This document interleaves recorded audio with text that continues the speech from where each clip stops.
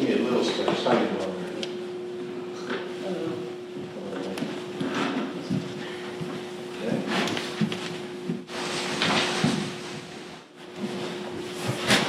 All right, you ready?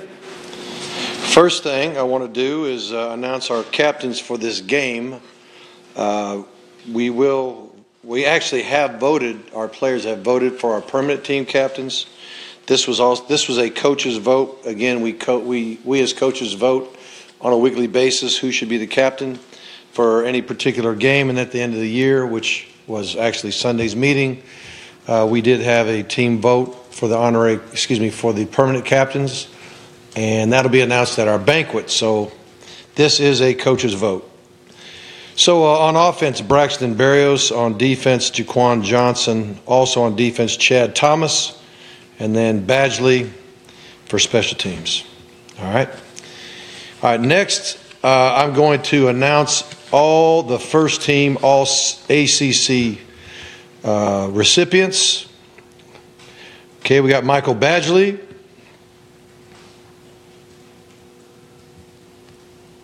That's it.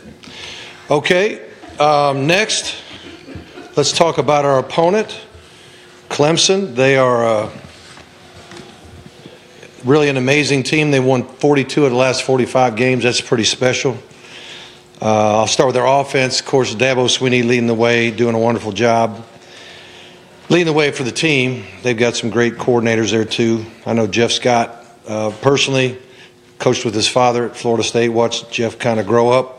But anyway, they're as balanced of an offense as you can be, 243 yards passing, 214 yards rushing. Their quarterback, Bryant, number 2, is 8th in the nation in passing percentage at 67%. He's thrown for over 2,400 yards, 12 TDs. He's run for 639. He's the second leading rusher. Has had 10 rushing TDs. So he's accounted for 22 touchdowns. Last week in South Carolina had a big day, 23 of 34, 272 yards, a couple TDs.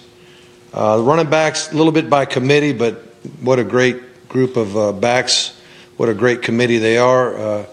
ATN, number 9, he's had 4 runs of over 50 yards. He's run for 720 yards. He leads the team. He's got 12 touchdowns. Feaster, number 28, just a couple yards behind Bryant with 637 yards, 6 touchdowns. He's had an 89-yarder for a touchdown.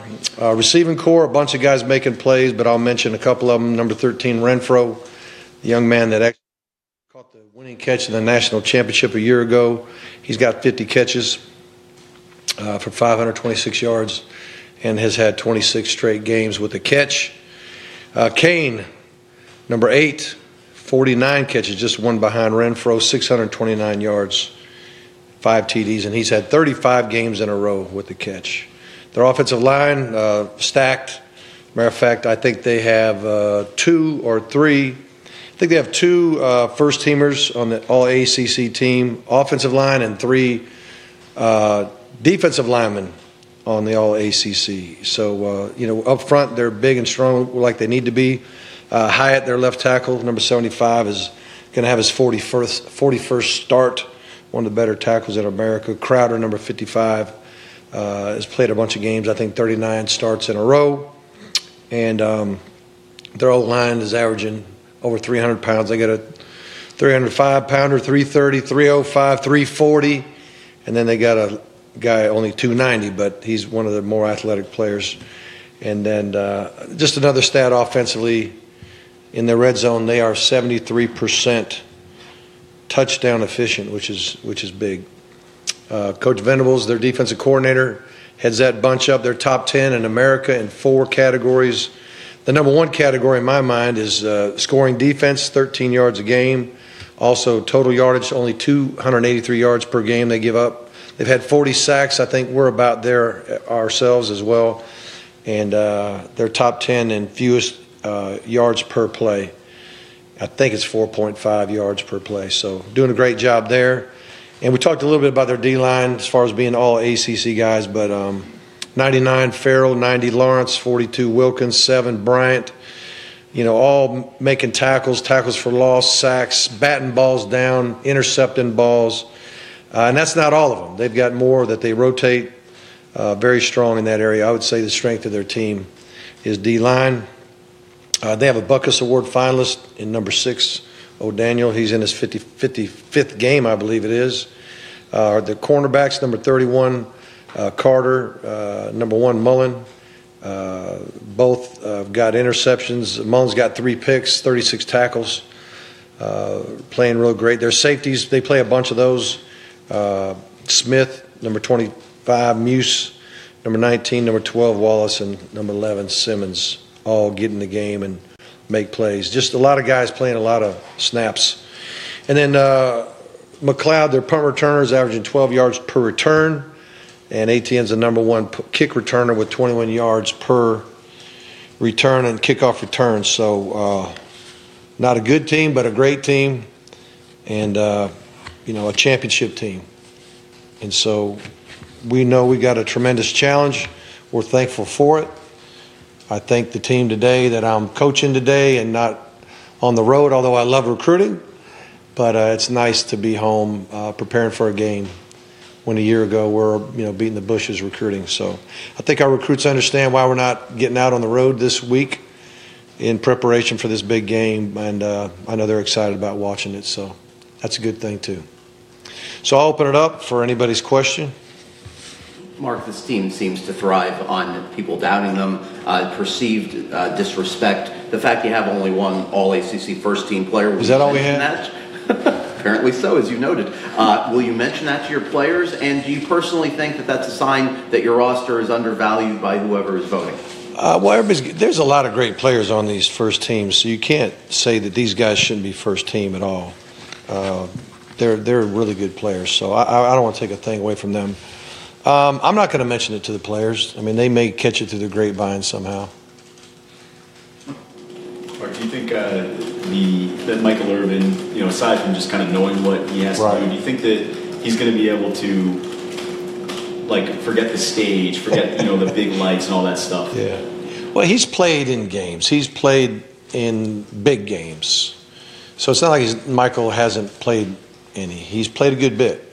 And he gets a ton of reps in practice. Our number 2 units get almost as many snaps as our number 1 unit.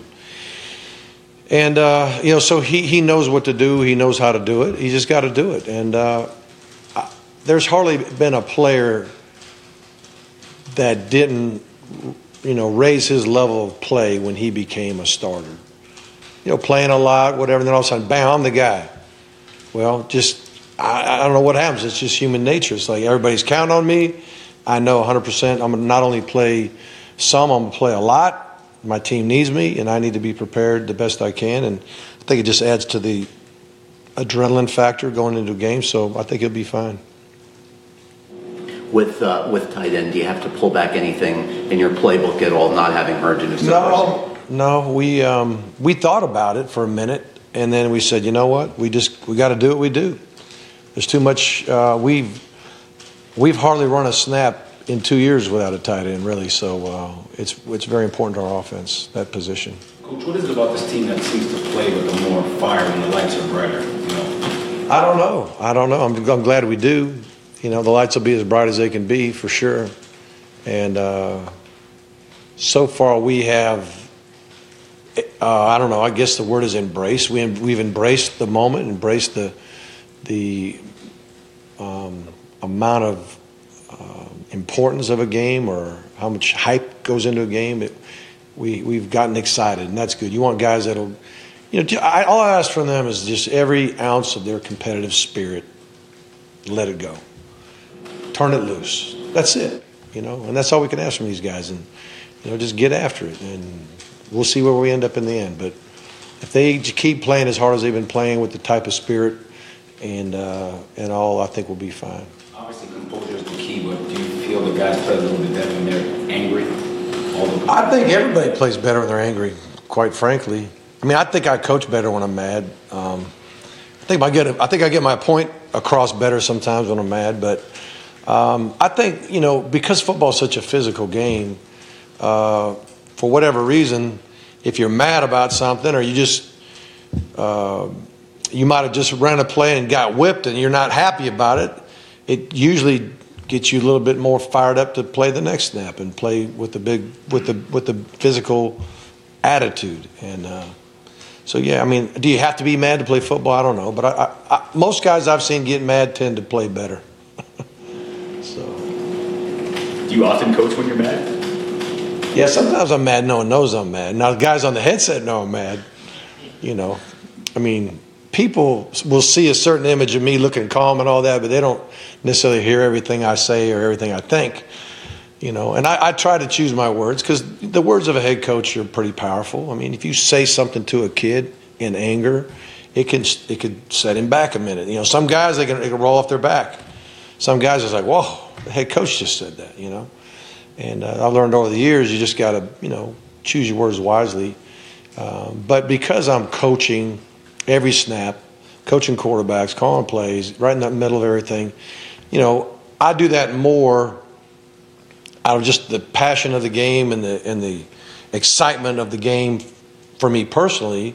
And I think everybody kind of gets it. You know, I think when you're the CEO and you're just watching everything and then you jump something or jump somebody, especially, you know, some of these kids, they're like, oh, my gosh. Or the other guys, oh, Coach Richt just said that, you know. So you got to be careful sometimes. But I think everybody understands what's been said. It's kind of like the Las Vegas thing, you know what I mean? What's said in Vegas stays in Vegas, and it's kind of like that on the headsets. You know, sometimes what's said on the headset stays on the headset.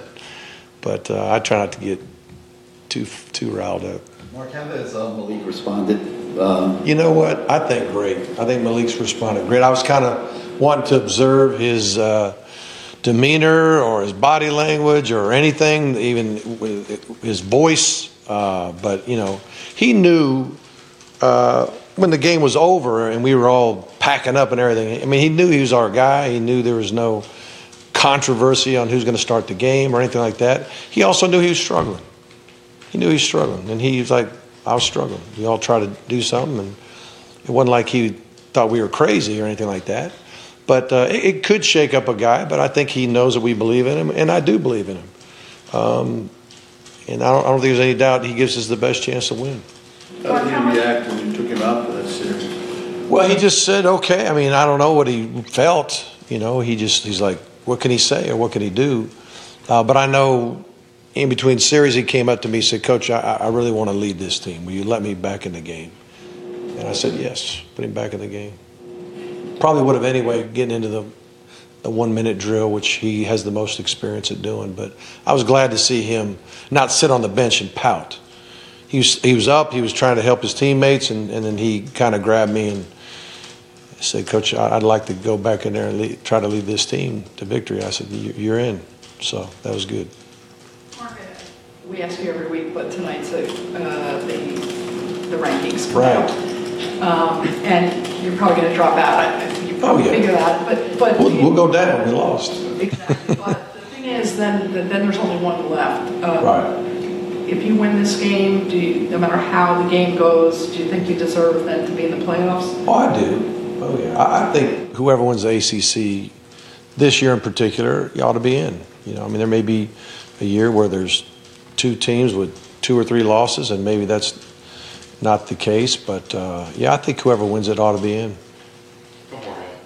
What, Mark, have you and John identified as a common theme during the bad side of Malik's streakiness? Has it been footwork? Is there something that you've tried to convey to him?